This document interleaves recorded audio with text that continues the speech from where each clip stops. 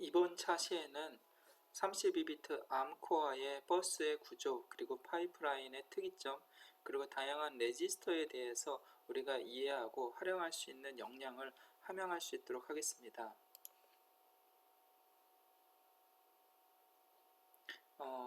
기본적으로 다양한 암에는 버스가 존재합니다. 그 버스의 다양한 용도와 그리고 어떠한 것들이 있는지에 대해서 살펴보도록 하고요.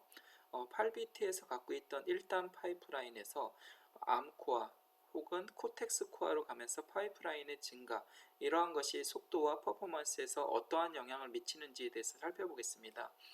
그리고 기본적으로 8비트, 16비트 프로세서에서는 제너럴 레지스터가 굉장히 제한적입니다. 그러다 보니까 우리가 활용할 수 있는 프로세서에 응용할 수 있는 범위가 굉장히 제약적인데, 32비트 암 프로세서에 가서는 이 레지스터가 굉장히 광대하고 그리고 활용도가 굉장히 높게 됩니다. 그래서 이러한 레지스터에 대해서 우리가 분석해 볼 수 있겠습니다. 그래서 먼저 우리가 기본적으로 CPU의 구조 혹은 SOC의 구조에 대해서 잠깐 살펴보겠습니다. SOC라는 건 시스템 언어 칩의 약자겠죠. 그래서 기본적으로 ARM 어떤 칩 내부에는요, 내부건 외부건 ARM 프로세서 CPU를 기준으로 하겠습니다. CPU에서 CPU 기준으로 모든 버스의 구조를 암바라고 표현합니다. 암바, Advanced Microcontroller Bus Architecture 라고 부르고 있고요.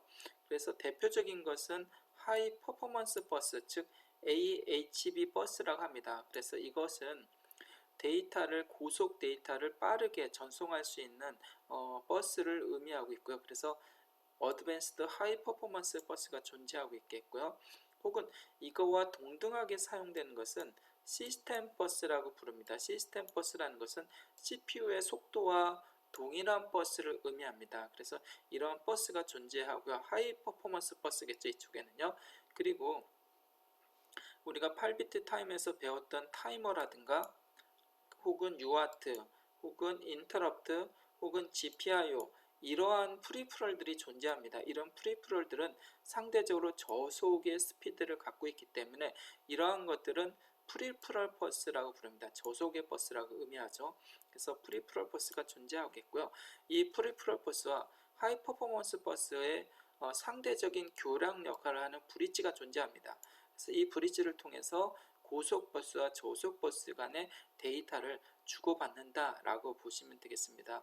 그리고 나중에 한번 다루겠지만 우리가 이제 32비트 코어를 가면서 외부의 다양한 고속의 DDR 메모리 혹은 D램, SD램을 장착할 수가 있겠습니다. 혹은 노아 플래시 메모리를 장착할 수 있겠는데요. 이러한 메모리와 그리고 이러한 메모리 제어기 혹은 프로세서 간의 버스에 연결하는 브릿지가 존재하겠고요, 당연히. 그리고 이 브릿지 외에 버스로는 익스텐시블 버스라고 부릅니다. 그래서 나중에 하이 퍼포먼스 익스텐시블 버스다 라고 존재하니까 버스가 하나 추가가 된다 라고 보시면 되겠습니다. 그리고 우리가 파이프라인이라고 부르는데요. 예를 들어서 우리가 명령어를 처리하는데요. 기본적으로는 패치라는 명령어가 필요합니다. 어떤 명령어를 불러오거나 아니면 캐치하거나 가져오는 뜻을 의미합니다. 그래서 이러한 명령어들을 CPU가 갖고 오면 그것을 분석하는 어떠한 명령어인지 어떠한 처리를 해야 되는지 디코딩 과정이 필요합니다. 그리고 이러한 디코딩이 끝나면 마지막으로 실행하는 execute라는 과정이 존재하겠죠. 그래서 명령어 하나는 패치, 디코더, execute로 존재하는데 3단 파이프라인이라는 것은 한 클락에 세 가지 명령을 동시에 수행할 수 있는 파이프라인 구조다 라고 이해하시면 되겠고요. 반면에 파이프라인 수가 5단 파이프 이상으로 넘어가면 패치, 디코더, 익스큐트를 실행하고도 두 개의 파이프라인이 존재합니다. 그래서 메모리를 리드 라이팅 하는데 활용을 할 수가 있겠습니다. 그래서 한 클락의 명령어를 처리할 뿐만 아니라 메모리를 액세스할 수 있다라고 보시면 되겠습니다. 그리고 이제 우리가 32비트 코어에 가서는요, 인디안이라는 개념이 존재합니다. 인디안이라는 개념은 기본적으로 8비트 이상의 데이터에서 바이트 단위로 처리하는 정렬 방식이라고 의미하는데요. 기본적으로 메모리에는요, 하나의 메모리 주소에는 8비트, 즉 1바이트 데이터밖에 안 들어갑니다. 즉 하나의 주소에는 최대 크기가 8비트 사이즈다 라고 의미하겠고요. 그런데 예를 들어서 0x 1, 2, 3, 4, 5, 6, 7, 8, 즉 32비트의 데이터를 메모리에 저장하기 위해서는요, 메모리 주소가 상위 주소가 있고 하위 주소가 있겠지 않습니까? 그래서 상위 주소에 상위 데이터 값을 이렇게 넣는 방식이 있습니다. 상위 데이터, 하위 데이터 8비트를 이렇게 넣는 방식을 리들 인디안 방식이라고 합니다. 어드레스가 높은 곳에 높은 데이터 값을 집어넣는 것을 리들 인디안 방식이라고 부르고요. 반면에 상위 어드레스에 하위 데이터부터 넣는 방식이 있습니다. 그것을 빅 인디안 방식이라고 부릅니다. 그래서 리들 인디안과 빅 인디안이 있는데요. 기본적으로 우리 코텍스 시리즈는요, 리들 인디안 방식을 사용합니다. 즉 리들 인디안이라는 것은 상위 어드레스에 상위 데이터를 집어넣고 하위 어드레스에 하위 데이터를 넣는다 라고 보시면 되겠습니다. 그리고 이제 파이프라인을 좀 더 디테일하게 한번 나눠봤습니다. 예를 들어서 클락이 동작한다고 합시다. 한 클락, 두 클락 이렇게 클락이 존재하는데 5단 파이프라인이라는 것은요, 한 클락이 존재할 때 5개의 파이프라인이 있어서 5개의 명령어를, 즉 패치, 디코더, 익스큐트, 메모리 억세스, 리드 혹은 라이트까지 다 가능한 것을 파이프라인이다 라고 보시면 되겠고요. 그것을 좀 더 디테일하게 좀 살펴보면요, 패치라는 것은 명령어를 패치하는 단계가 있겠고요. 디코드라는 것은 이 명령어가 32비트 코드냐 혹은 16비트 코드냐에 따라서 이것을 분석하는 레지스터가 또한 달라지겠죠. 그리고 execute라는 것은 이것을 실행하는 ALU 연산이라든가 시프트 연산을 의미합니다.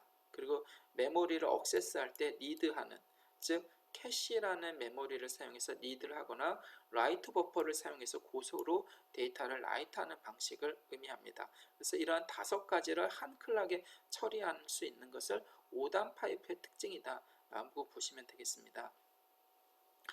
지금부터는 이제 ARM 프로세서의 레지스터와 모드에 대해서 살펴볼 텐데요.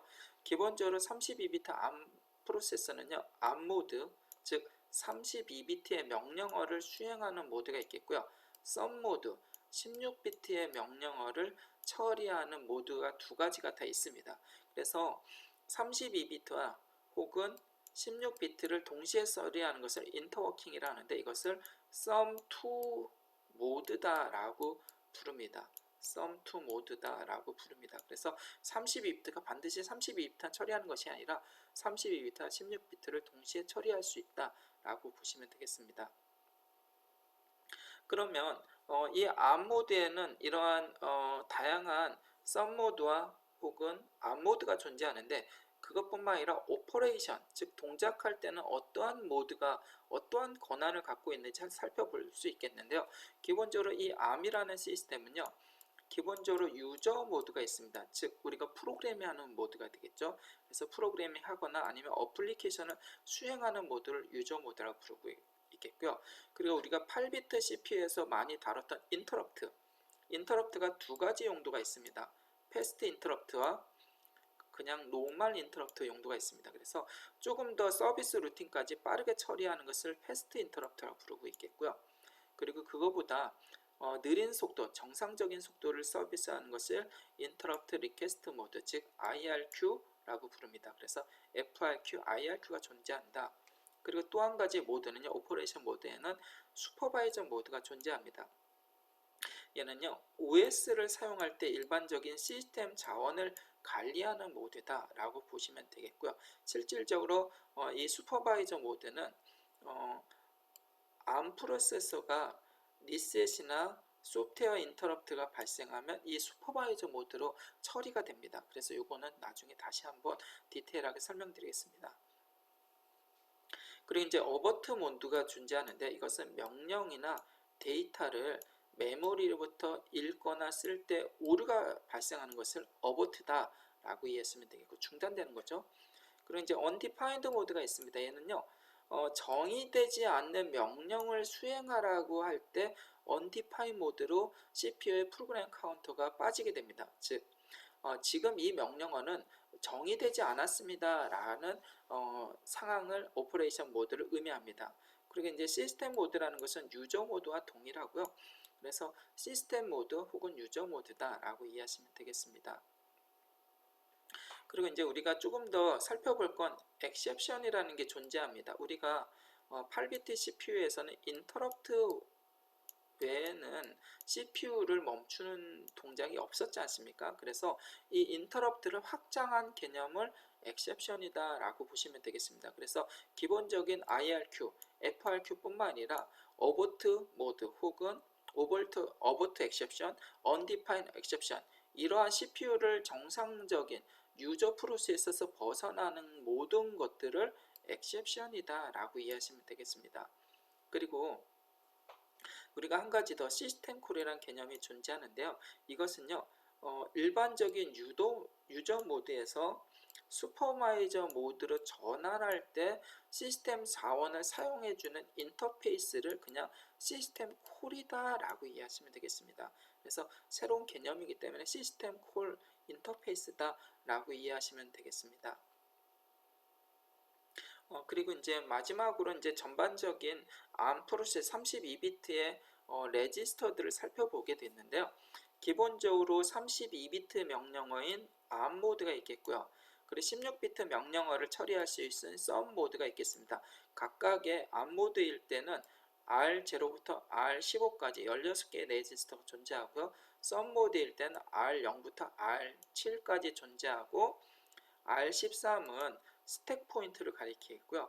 R14는 링커, 즉 프로그램 카운터를 저장하는 용도, R15는 프로그램 카운터다. 그래서 각각 썸 모드와 암 모드에는 이러한 스택 포인터, 링커, 프로그램 카운터가 각각 다 존재를 합니다. 이런 식으로 다 존재를 하고요.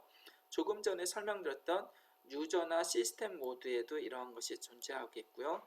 FIQ 모드, 패스트 인터럽트 모드, IRQ 모드, 슈퍼바이저 모드, 어떤 명령어나 데이터를 처리할 때 중단되는 처리할 수 없는 어벌트 모드에도 존재하겠고 레지스터가 그리고 undefined 모드 명령을 이해할 수 없는 그래서 프로그램 카운터가 undefined 모드로 빠지는 경우죠. 그럴 때도 각각의 이렇게 레지스터가 존재한다는 거죠. 그래서 32비트 ARM 프로세서는 이런 파워풀한 레지스터를 기반으로 해서 굉장한 다양한 퍼포먼스와 응용 프로그램들을 활용할 수 있다라고 보시면 되겠습니다.